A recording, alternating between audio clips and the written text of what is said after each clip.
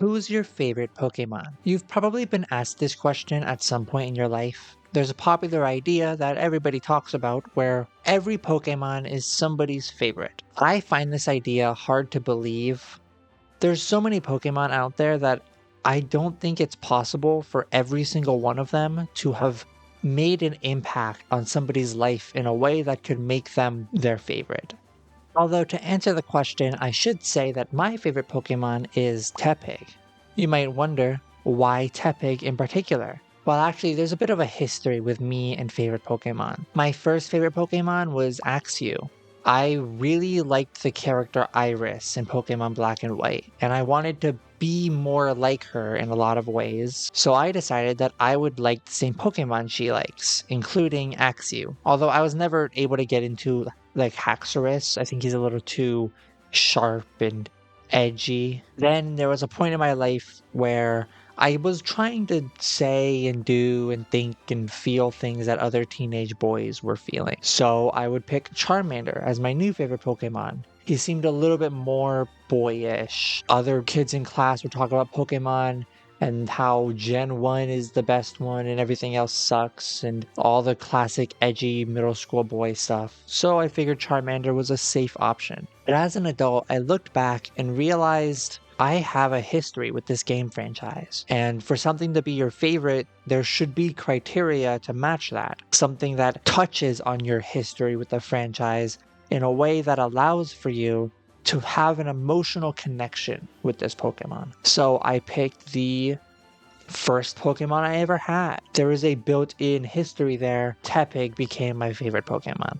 I've wanted to make a video about Pokemon VGC or video game competition for a long time. My first idea I actually got kind of excited about. It was to make a team around Tepig, the starter form of the Pokemon, in order to honor my favorite Pokemon, also as a way of showing people who are as new as me a fun way to get into team building that isn't using sample teams, which I think for me was very frustrating and made me not as interested in the game. I had planned out roughly a 2.5 hour long multi-video series with YouTube shorts and TikToks and all the production value. But I had to scrap that when Pokemon Champions revealed that they have no Pokemon in the game. The game is pay to win. At least that was the idea before the game came out. A lot of people were talking about how many leaks implied that there was going to be a battle pass and certain items were going to be locked behind it, but that's not entirely true, or at least the developers of the game said it wasn't entirely true. I felt like it was too bad faith of a criticism of a game that hasn't come out to call it pay to win. So I decided if I can't make my Tepig team, I'll make a completely free Pokemon team. A bunch of people are going to do this idea. Wolfglick did it a little bit before I started recording this. And I decided I'm going to make it the hardest challenge. So on top of the standard stuff, you're not allowed to pay for anything in the game, I decided I'm not going to use any part of the Pokemon franchise that requires money. And a little cherry on top, I'm not allowed to use the starter materials that you get for starting the game within the first couple months. So that means no Mega Dragonite, or no Dragonite that I haven't pulled, and no 100 quick coupons. But the challenge ended up being so easy that I just couldn't make the video. It was too boring. Although I did have a pretty fun memory from playtesting the team, where this happened with Tinkaton. I lose.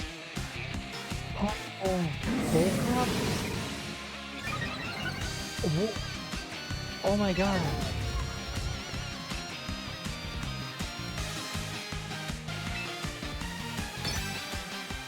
Am I crazy? Was that a bad move or am I crazy? Okay, no. I didn't act like it in the moment, but something in me changed when I saw this clip. It's like I had never seen Tinkaton before. I never paid attention to her because she wasn't a Pokemon I ran across in my normal playthrough. She isn't one that would ever normally get the opportunity to matter to me, for me to notice that they are cool. And Tinkaton is pretty cool. I felt like if I had paid more attention to her, given her leftovers, maybe an attacking nature as opposed to a speed nature, I could have had a chance at a comeback. I feel really bad for her. She tried really hard, but just couldn't make the comeback because I wasn't a good enough trainer. Anyways, needless to say, my pay to win champions video is getting scrapped. The only real argument there is Mega Floette, which does require money to use, but honestly, I think they're kind of dog shit, especially in a game with Tinkaton. Anyways, the game's not pay to win, especially considering how VGC normally works. So my last idea, something original, a Wolf Glick style video where I make Emboar possible. Since Tepig was my favorite starter, I thought maybe I'll just go for Emboar instead since I can't really have Tepig. But Wolf got to him first. I don't think he would put Tinkaton on his team, so maybe there's a video in there with me going through and comparing my idea for an Emboar team with his and seeing what ideas are there, what are constant, what change. I think that could be an interesting concept for a video about team building, but I would like to have an introduction team building video first before I get into the more nuances of how different people can team build differently. If only I didn't get bored of my pay to win video concept. I just wanted it to be a good video to start, but the only interesting moment happened with Tinkaton. Tinkaton might be one of my favorite Pokemon. I just can't get Tinkaton off my mind. She's small and cute, but strong and committed to her craft. She's an artisan who cares about her work. She may not be the best at it, she may not have the best resources or tools at the moment, but she always tries and makes it work, and everything she makes is unique to her. I see a little bit of myself in her, although I think she's way cooler and better at her art than I am. I think I owe it to her. Okay, fine. How do I make a Tinkaton team work? The first thing I need to do is thinking about her strengths and weaknesses. Unfortunately, she's not a very good physical attacker, although she's not half bad. So if we buff her with Swords Dance, we can get a 2x attack bonus and combine that with her signature move Gigaton Hammer, which will allow us to deal massive damage with the drawback that you can't use it multiple turns in a row. So one, we need to optimize Gigaton Hammer, which means as much attack bonus as we can get Tinkaton. Since I usually run a max attack speed boosting Tinkaton, if we swap her speed out for health, give her an attack boosting nature, we can survive longer and deal a little bit more damage. And if we want to get more use out of Gigaton Hammer, we can give Oranguru the move Instruct. Instruct forces whatever Pokemon is hit by it to use the last move it used again, no matter what. But it's not like an Encore where it forces you into that move, it just uses it again. This will allow me to hit a Pokemon, bring it down to its focus sash, and then hit it again to guarantee kill it in the same turn.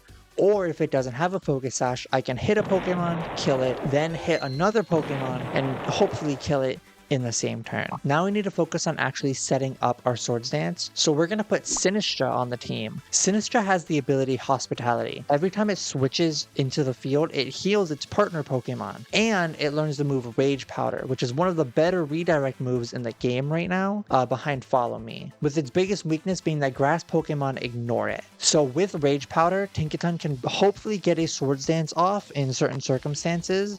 Then Sinistra switches out for Oranguru, which allows her to instruct Gigaton Hammer, blow every Pokemon off the field. Now to cover Tinkaton's biggest weaknesses, which are Fire type and Ground type Pokemon, we're going to give her the Shuka Berry, which makes the first Ground type attack to be super effective against her, deal significantly less damage, allowing her to survive at least one hit. And we're going to put some Pokemon on the team that are designed specifically to counteract Fire type Pokemon. We're going to put Aerodactyl on the field.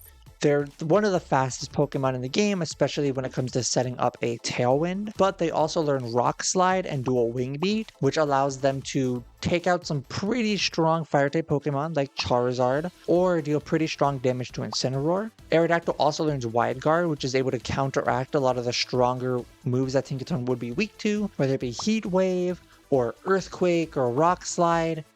If it hits multiple Pokemon, Wide Guard beats it, and it's able to be used multiple times in a row. Dual Wing Beat lets Aerodactyl take out most Sneaslers and Grass-type Pokemon, who aren't the biggest threat to Tinkaton, but they can lead to a snowball effect of multiple of my team dying, making Tinkaton have to carry a lot more weight than she might be able to. Since Oranguru and Aerodactyl both have the ability to become immune to Earthquake, we're going to put Garchomp on the team, which should hopefully cover for the fire-type weaknesses that Aerodactyl might not be able to. Plus, Garchomp can learn Swords Dance also, and Mega Garchomp has a massive attack stat. Plus, if we put Tyranitar on the team to set up Sandstream, Mega Garchomp gets an even stronger attack stat with its ability Sand Force. Now all that's left is to play a couple games and see how the team feels.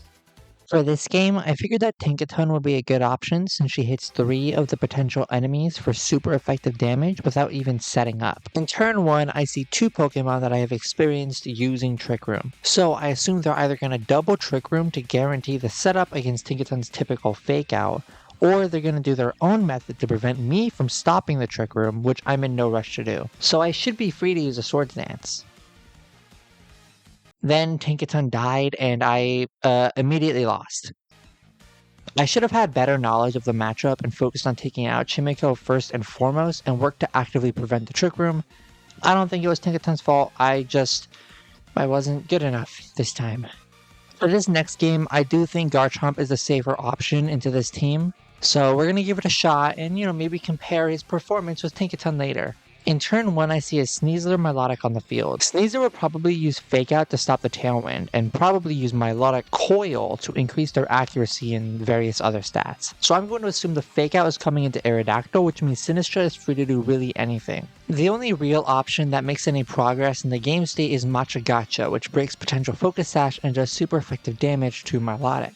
In turn 2, Aerodactyl is still alive, though he does have a broken Focus Sash. He's gonna move forward, not switch out Milotic, and probably not switch out Sneasler either, since they have a super effective option and are blind to the fact that I can use dual Wing Beat to pretty much guarantee the kill, and another Machagacha will hit Milotic for massive damage instead of just the spread amount. Milotic is pretty much guaranteed to die in the next few turns as Kangaskhan hits the field. Once Milotic is down, Garchomp will be free to wipe the rest of the game, so I'm hard focused on that option, despite the inherent threat being Mega Kangaskhan right now. For turn 3, I want to switch Sinistra off the field to help Garchomp later and set up a Sandstorm. I'm expecting Kangaskhan to Fake Out into Aerodactyl to prevent the Tailwind, so I send out Tyranitar, which gets immediately hypnotized and is now asleep. Which is annoying, but the intent was to get Tyranitar onto the field just at all, and I did that. Turn 4, I think they expect me to keep Tyranitar on the field. The dynamic of the sleep condition is that you can't get rid of it unless you actively have the Pokemon on the field. So keeping Tyranitar in the field longer right now could save me later when I need them last minute for something. I can, however, use this opportunity to get Garchomp onto the field without immediately getting attacked, since they'll be more worried about my partner Pokemon, who still poses somewhat of a threat. In turn 4, I want to get a Swords Dance off before the inevitable Hypnosis and switch in Sinistra to make up for Garchomp's lost health. This ends up saving me against the Double Edge and keeps me alive long enough for the Burn and Sandstorm to guarantee take out Milotic. Not before they can put Garchomp asleep again though. However, I know for a fact that Kangaskhan does not have spread moves or priority moves left, and is only capable of using a fighting or normal type move that isn't effective against my redirecting Sinistra. That means in turn 5, Sinistra can use Rage Powder to waste the Double Edge and hopefully is able to just tank the Kowtow Cleave, while Garchomp wakes up and kills with Earthquake, which doesn't happen. Garchomp stays asleep. I basically just sacrificed a turn in exchange for most of my support Pokemon's health. However, I did learn that Garchomp is the fastest Pokemon on the field right now since the sleep came up first, which means I am guaranteed to wake up this turn and click Earthquake, and then Machagacha will be a last resort and everything will be good. I think I got lucky in a lot of ways, and this win doesn't necessarily mean that Garchomp is better than Tinkaton, so hopefully the next game lets me use her to the best of her ability. My enemy is running a pretty hard Trick Room team again. I think that leading Aerodactyl and Tyranitar with Sinistra Tinkaton in the back is pretty solid. Deal big damage and then get Tinkaton in there to absolutely destroy the possible Dragon or Fairy type Pokemon that could be on the field. In turn 1, I need to do big damage to Mimikyu and hope that I kill it. So I'm going to dual Wing Beat to break Disguise and still deal good damage before hitting an Earthquake and end up not killing it.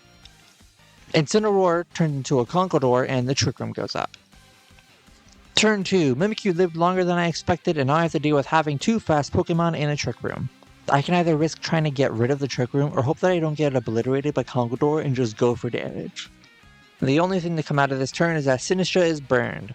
but that's fine since I'm not going for attacks right now. In turn 3, I'm going for a Rock Slide to kill Mimikyu and Trick Room to start fast next turn. None of that works out. Okay, they want to kill Sinistra since it threatens to prevent Trick Rooms from going up, so I'm going to protect them against the Flare Blitz. Since Incineroar won't be too much of a problem this turn, I'm going to dual Wing Beat into Conkeldurr. Hit missed. Okay, so I'm starting turn 4 with a pretty much dead Aerodactyl and a Trick Room on the way. I have to kill Conkeldurr this turn, so I'm dual Wing Beating again, since no way it misses again. And then I can do Matcha Gotcha to guarantee the kill on it, and also Mimikyu before I can hit the Trick Room. Matcha Gotcha, which should hopefully kill Mimikyu. Dude, are you fucked? At least I can kill Conkeldurr this... I lost with Tinkaton again. It was definitely luck this time though. I didn't even get to put her on the field, so it doesn't count. I'm running Garchomp here to deal with Kangaskhan and Tauros, so I'll lead with Tyranitar for both Sandstorm and the ability to use Thunder Punch and Magnet damage against a potential Blastoise. Sinistra is here to counter a possible Trick Room. Then I'll have Aerodactyl in the back for Tailwind, and when Aerodactyl's in the field, Garchomp is free to use Earthquake without killing it. Great turn 1 for me. They led exactly how I thought they would, and Thunder Punch does good enough damage and sets up a nice kill for Matcha Gotcha. Trick Room doesn't go up this turn 2, so now Blastoise is dead and I have a massive lead. In turn 2, I'm going to do Earthquake and switch Sin out for Aerodactyl now that I'm pretty sure Trick Room isn't a problem and I can get a good Tailwind out. Tauros protects while Ferrig switches out, so ultimately nothing happens this turn. But turn 3 does get a little rough. Earthquake doesn't kill anybody and Rock Slide does kill Tyranitar. Arrow is at Sash and only has one more thing they can do, as I have to take this opportunity to bring out Garchomp for free. Turn 4 goes perfect. I wide guard to cover Rock Slide and give Garchomp a better chance for Swords Dance to get off. Fearing the Earthquake, both of my opponents have to use their Protect to basically guarantee I have a max health Swords Dance Garchomp right now. Yet again, Garchomp wins. I think at this point, I feel like I can't really say that Garchomp is a bad option. I just need to prove that Tinkaton is also a good one. Against this team in Game 5, I know that Tinkaton can do very well against Mega Meganium. Since it's our rain team, they're probably going to bring them out, along with Arcaludon, Basculegion, and Pelipper. I'm going to lead Tyranitar and Aerodactyl so we can set up weather and get speed control, while doing some damage and hopefully killing Pelipper with Tyranitar's Magnet boosted Thunder Punch and Rock Slide. Turn 1 opens with Basculegion Meganium. Mega Meganium works in any weather, so it makes sense that they wouldn't be afraid to use her. I'm going to set up Tailwind and kill Basculegion, hopefully with a Thunder Punch, although I only did 95%, and Aerodactyl is brought to Sash by Flip Turn, while Pelipper gets brought out and changes the weather to rain. They played really well this turn, and I'm definitely in a bad spot now. I didn't get the Thunder Punch kill, and Meganium killed Aerodactyl early. Now I just have to kill Mega Meganium with my Gigaton Hammer. So I'm just going to click it since it definitely kills no matter... I am being so real, I don't know why I clicked Swords Dance. I knew Swords Dance would be a good move because Rock Slide would obviously flinch the Meganium. And now that Pelipper is super low, I can kill it very easily next turn. In turn 3, I kill Meganium with my Gigaton Hammer and finish Pelipper with Matcha Gotcha. We're going even into turn 4 now, so I just have to kill Arcaludon and Basculegion quickly. Basculegion is weak to Matcha Gotcha and Arcaludon can't do much to Tinkaton, which lets me set up attack bonuses and kill it quickly without proccing stamina too much. But I forgot about Swift Swim. Basculegion is too fast and has last respects, so I lose my Sinistra and have to rely on yet another Tinkaton clutch. But I know she can do it. She just has to survive long enough to kill Basculegion when the rain ends, and then I can kill Arcaludon very easily. But my Tinkaton is slow. Even when I built this team for Tinkaton and trained her specifically to be the star, I just couldn't do it. I was in yet another clutch situation and threw again. I just can't do it. I can't make up for how long I ignored her. I can't make up for how long I wasn't.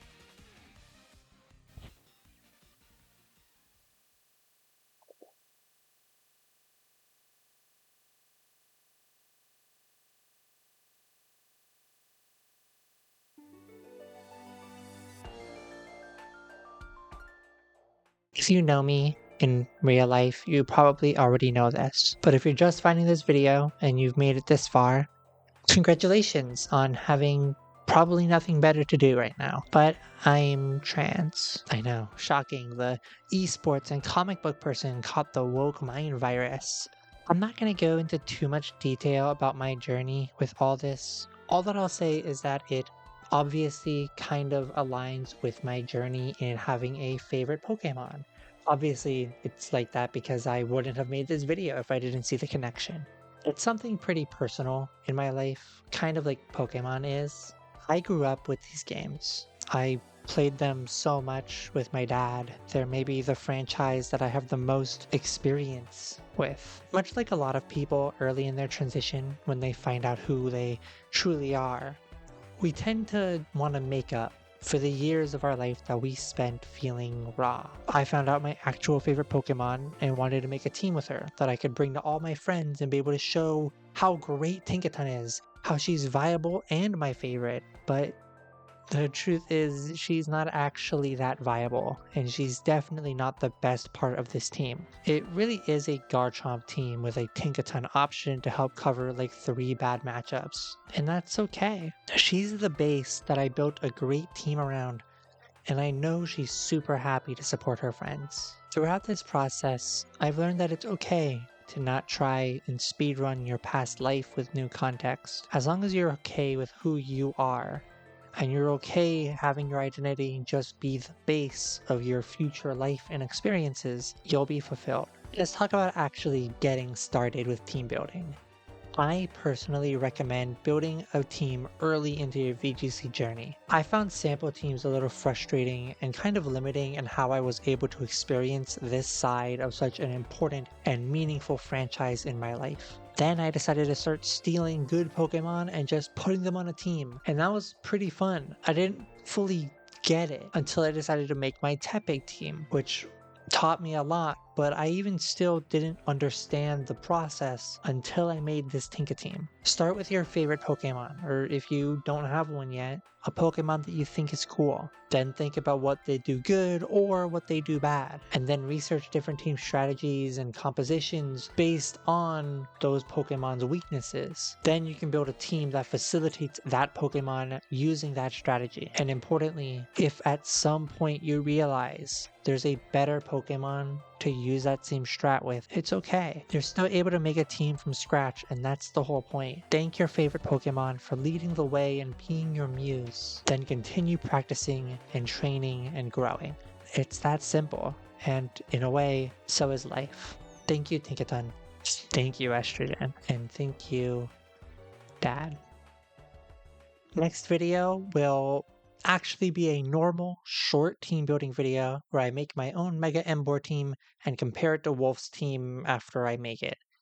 I might do some other stuff in the meantime. I don't think this is going to become a Pokemon channel, but if you did enjoy this video and you like me, maybe you'll like some of the other stuff I'm working on. Little hint, I've gotten weirdly into James Bond recently, and I also have been doing a lot of math and calculating scores for a very funny improv comedy show that I have liked for a very long time.